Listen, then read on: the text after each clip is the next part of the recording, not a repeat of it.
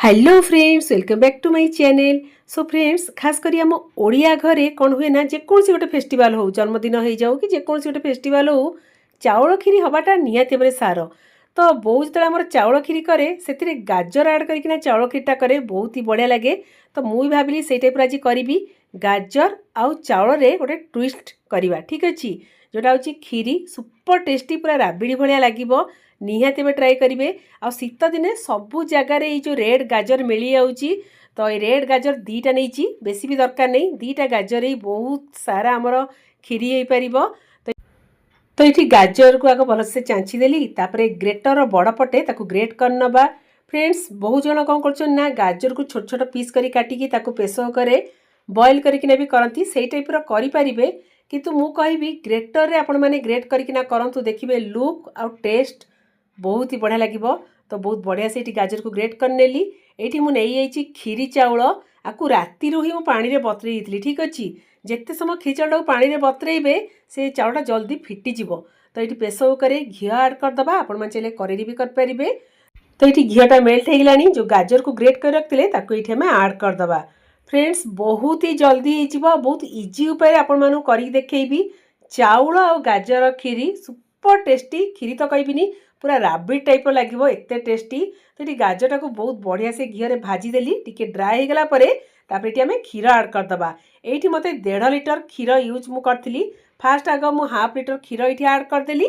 तापर कौन करना प्रेसर कुकर घोड़नी देदबा, किंतु सीटी दबा नहीं। ठीक अच्छे, तो ये 5 मिनट पर पुणी आम प्रेसर कुकर घोड़नी काढ़ना टी चेक करनवा। तो ना कौन बना प्रेसर कुकर हुइसिल पटे ही मिल्क गुड़ा बाहरी आसब। मझे मझे आमको टे चेक करा पड़ो। लास्ट को आम प्रेसर कुकर घोड़नीटा काढ़ीदबा।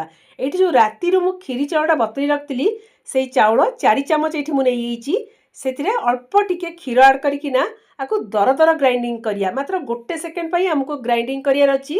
देखो पूरा खदड़ा टाइप अच्छी चाउलटा, बहुत बढ़िया से माने आमर फिटी भी जीव आ बहुत जल्दी भी हो। ये गाजरटा भी बहुत बढ़िया से फुटी आसला। यही टाइम जो चाउल को टिके दरदर टाइप बाटिकी रखते ये आम आड करदे। फ्रेंड्स, यही टाइप थे करतु, तापर खाइबे मत टे मन पकेबे। ताकू भलसे गोलेदेली, प्रेसर कुकर घोड़नी मात्र 2-3 मिनट दबा। ठीक अच्छे, ना कौन बना ऊपर मिल्क गुड़ा सब बाहरी आसब। तो गैस फ्लेम पूरा लो रखा। आ बहुत बढ़िया से पूरा फुटी आसला। ये चाउल को आम दरदर टाइप करदे तो आराम से जल्दी फिटिज। तो गाजर भी बढ़िया से सीझी आसला, किंतु आपको बहुत बढ़िया से आम फुटिया छाड़ा। जिते फुटिया छाड़ा से राबिड़ी भाया लगे, टेस्ट बहुत बढ़िया आसब। ये मुझे अल्प क्षीर टी आड करदेली। टोटाल मु 1.5 लिटर क्षीर ही यूज करी। ठीक अच्छे, तो चाउल धीरे धीरे ये आम फिटुची। एबे आपको कौन करना फुटिया छाड़ीदबा, गैस फ्लेम पूरा लो करदबा। यही टाइम कौन करना कंडेन्स मिल्क आड करवा। जदि कंडेन्स मिल्क थी आड करेंगे, ना भी एमती बहुत टेस्ट लगे। मिल्क पाउडर जो थी से 4-5 चामच क्षीर टी गोलैकिना आड करें। गुजराती छेचिकिना ये आड करदेली। मु गुजराती चोपा भी ये आड कर दिए, कहीं बासनाटा बहुत ही बढ़िया आसब। तो बहुत बढ़िया से आपको मिक्स करदेली। तो ये ड्राई फ्रुट्स मैंने आलमंड काजू को छोट छोट काटिकिना घी में भाजी रखी भी ये आम आड करदे। ताकू बहुत बढ़िया से गोलैकिना मझे मझे मुझे घाटुली काले तलू लगिज बोली। तो ये कंडेन्स मिल्क छोट डबाटे ये मुझे आड करी, माने 50 ग्राम्स हम। तो ये मीठा क्वांटिटी कम होता, तो ये मुझे 4-5 चामच आउ एक्स्ट्रा चीनी भी आड करदेली। जो मैंने जी मीठा खाऊे से अनुसार सुगारटा आड करेंगे। कितु मु कह मीठा गोटे जिनस टी मीठाटा हेले ही भल लगे, टी मीठाटा कम होगले भल लगे कि अधिका होगले भल लगे। ठीक कहूँ ना फ्रेंड्स।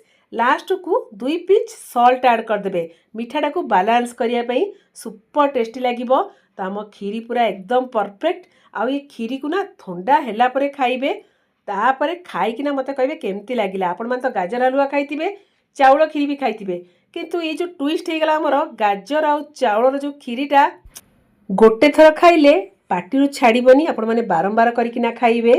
तो एत टेस्टी होता। जेहेतु आज थी रोज डे, तो हजबैंड तो रोज आणिक देनथिले, घर पूजा मुझे सब गोलाप फूल आणिक रखी थाए। तो से गोलाप फूल बहुत बढ़िया से सजईदेली।